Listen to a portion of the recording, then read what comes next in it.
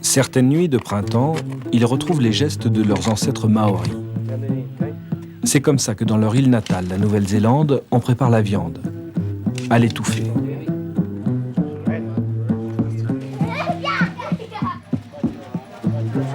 Ces hommes sont des mercenaires.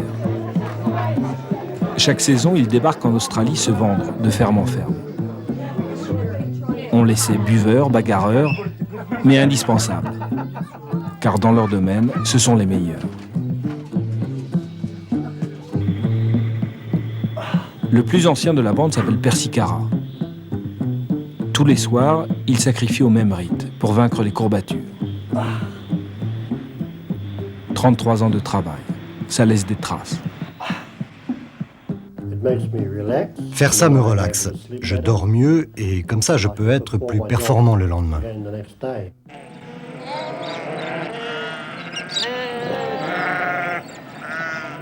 Au pays du mouton, le tondeur est encore incontournable. Il a intérêt à être en forme. Ici, la concurrence est rude et la cadence la plus rapide du monde. Voilà ce qu'une équipe de 6 tondeurs rase dans la journée. Un troupeau de 1000 têtes. Je me considère comme un professionnel. J'ai mon propre matériel et personne n'y touche, sauf moi.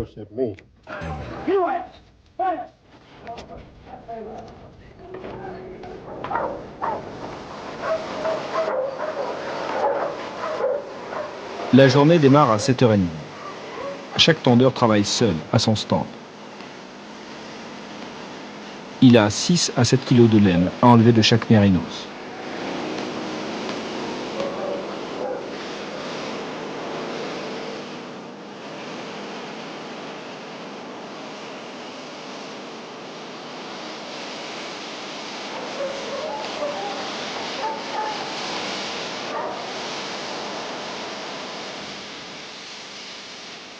La tonte s'effectue sans un mot, sans une minute d'arrêt.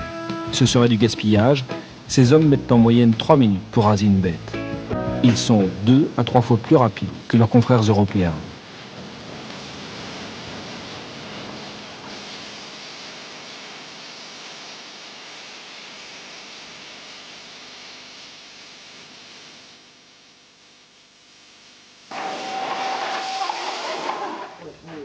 Toutes les 2 heures, les tondeurs s'arrêtent pour une pause d'une demi-heure, le smoko. Les hommes doivent se réhydrater pour compenser la perte de sueur. Mais personne ne se plaint. Si vous avez la bonne position, ce n'est pas un boulot dur, vraiment.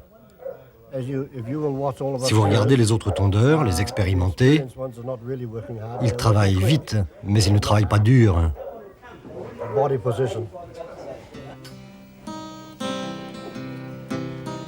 C'est comme de la musique, on fait... Et la main court le long du mouton. C'est ce qu'on appelle le rythme. On ne fait pas...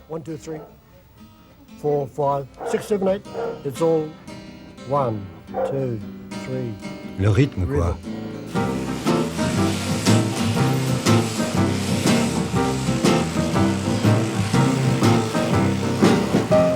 Le rythme, il faut le tenir 8 heures par jour si l'on veut un bon salaire. 20 moutons à l'heure, c'est près de 1000 francs quotidiens. Mais pas question de faire n'importe quoi. La tonte nécessite plus de technique que de force. La laine du mouton doit être coupée d'une seule pièce sans être tailladée. Pour tenir la cadence, les tondeurs font la course. Le plus rapide de l'équipe porte le titre honorifique de ringer et il le garde jusqu'à ce qu'un autre le batte.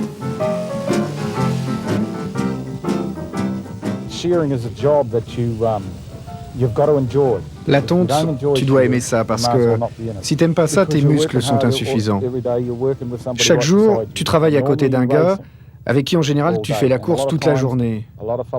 Et il y a beaucoup de gens qui supportent pas d'être battus. Et j'ai même entendu parler de 2 gars qui se sont suicidés parce qu'ils n'ont pas supporté cette pression. Si tu veux être tondeur, tu dois être costaud, mentalement et physiquement. C'est comme ça que tu es reconnu. que tu sors du lot. On te recherche, et après tu peux bosser dans le monde entier.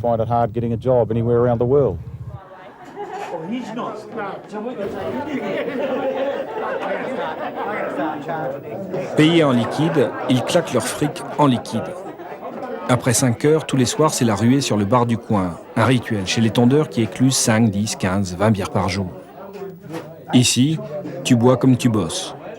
Beaucoup. Quand j'étais jeune, à 15 ans, on m'a appris 4 choses. Tondre, boire, cogner et baiser. 16 ans après, je regarde en arrière. On m'a jamais dit d'économiser pour avoir une ferme. Alors j'ai fait ces 4 choses. Tondre, se battre, etc. T'en as jamais marre de ce boulot? Si, mais c'est pas facile de trouver un job qui paye aussi bien. Pourquoi as-tu choisi de devenir tondeur? Ah, je n'ai pas choisi. On m'a viré de l'école à 15 ans. J'ai connu la tonte. C'est tout ce que je sais faire. T'as des regrets? Non. C'est un bon mode de vie pour les célibataires.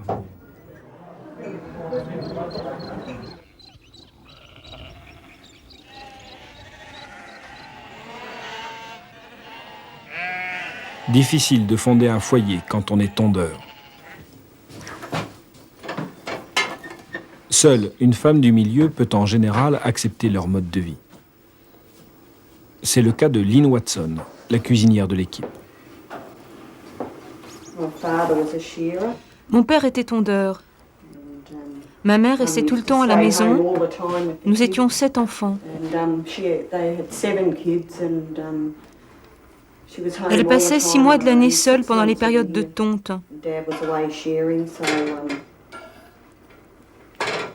Elle m'a dit « n'épouse jamais un tondeur » et pourtant je l'ai fait. Le mari de Lynn, c'est Arthur, le chef des tondeurs néo-zélandais. C'est lui qui répartit les gars entre les fermes. Les propriétaires font de plus en plus appel aux Néo-Zélandais car ils sont rapides et pas trop regardants sur les conditions de travail. Arthur se porte garant de la qualité du rasage effectué. S'il y a récrimination du patron, lui seul a le droit de parler au tondeur. En cas de pépin, il répare les dégâts.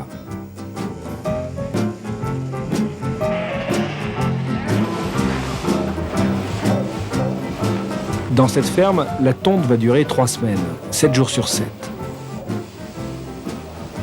Les gestes se répètent inlassablement.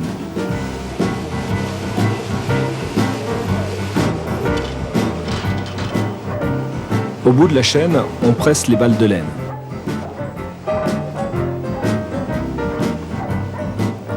Un camion viendra les enlever 2 fois par semaine.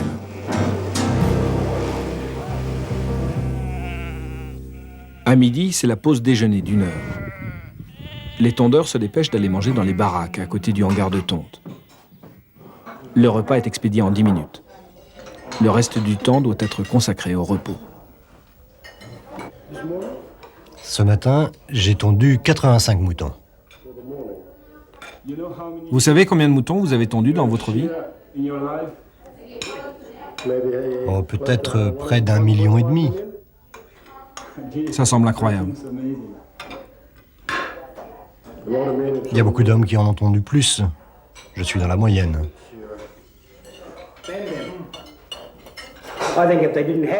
Je pense que s'il n'y avait pas les Néo-Zélandais pour faire la tonte, ils n'arriveraient pas à terminer le boulot. Il y a un manque de tondeurs dans ce pays par rapport à ce qu'il y a à faire. Et s'il n'y avait pas les Néo-Zélandais, les Anglais, les Écossais, les Américains, ils n'en viendraient jamais à bout.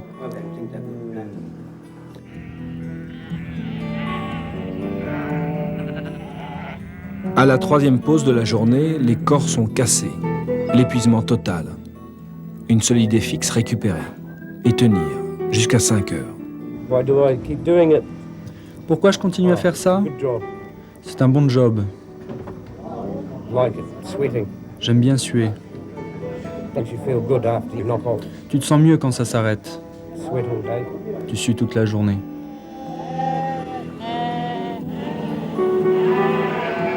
Le seul moment de repos d'un tondeur en période de tonte, c'est le ciel qui l'accorde. On ne tombe pas quand il pleut, la laine doit être sèche. Jour de pluie, jour chômé, sans indemnité. Chez les tondeurs, on ne se laisse pas abattre par si peu.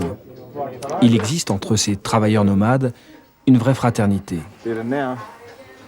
Les copains de tonte représentent souvent la seule famille. Et quand l'un d'eux, comme Dali, rentre au pays, les cœurs se serrent, même si l'on est entre hommes et qu'on ne doit rien laisser paraître.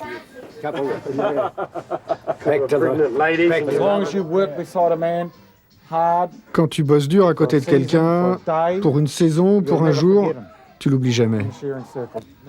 D'ailleurs, la prochaine fois que je le vois, je lui fais rentrer mon poing dans la gorge.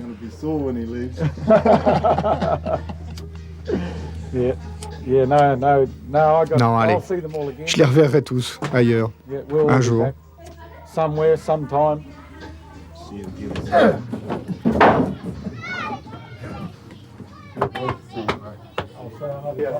La rencontre se passera dans un autre pays, sous d'autres latitudes. Les tondeurs font partie des derniers globetrotters. I'll see you in America.